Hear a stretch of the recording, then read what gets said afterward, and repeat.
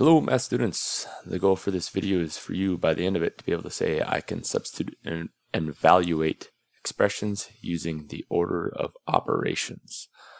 So before we get too far into it, we're just going to define some new vocabulary for us. It might be a bit of a review, but we'll go over some of these definitions anyways.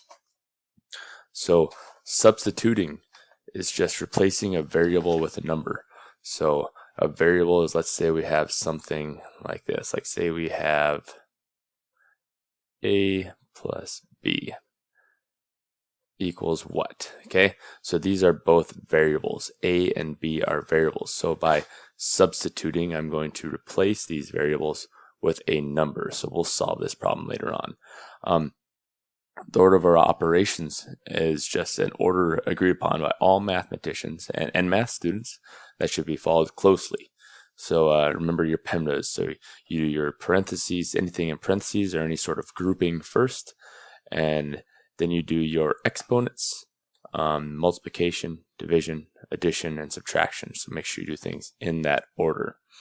And evaluating is just going to be the process of simplifying and substituting and then solving using the order of operations. So we're going to use all of those definitions throughout this video here.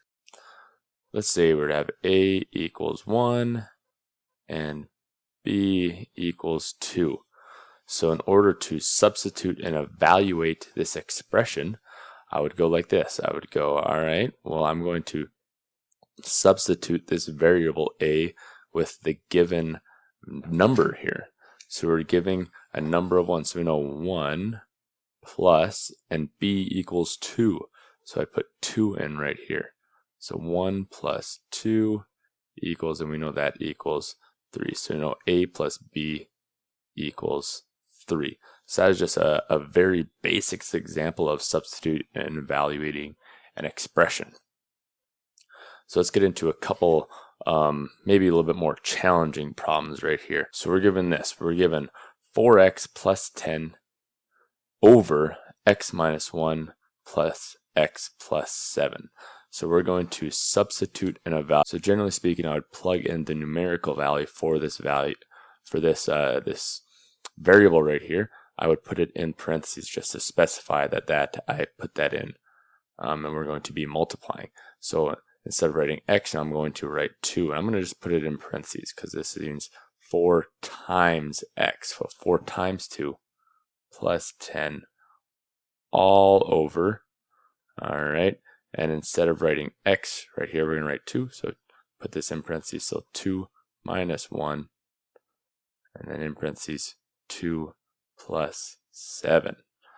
Okay. So now we got. Now we're just going to start. Now we are going to start evaluating. Now that we have substituted everything in, we're going to start evaluating. So we're going to go like this. So 4 times 2, we know that this equals 8. All right, 4 times 2 is 8, plus 10 over 2 minus 1 is 1. I'll put that in parentheses as well. Times 2 plus 7 equals 9.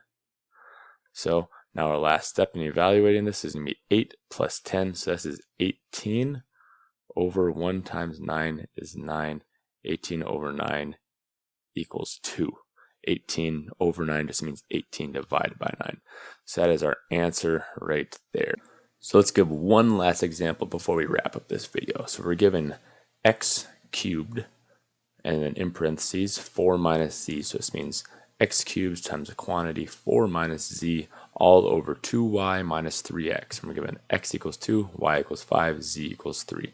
So let's start substituting right away. So we got 2 to the power of 3 in parentheses 4 minus z equals 3 over 2, y equals 5. So I'll put this in parentheses. Minus 3 times 2, because x equals 2. All right. 2 to the power of 3 is 8. In parentheses, 4 minus 3 is 1.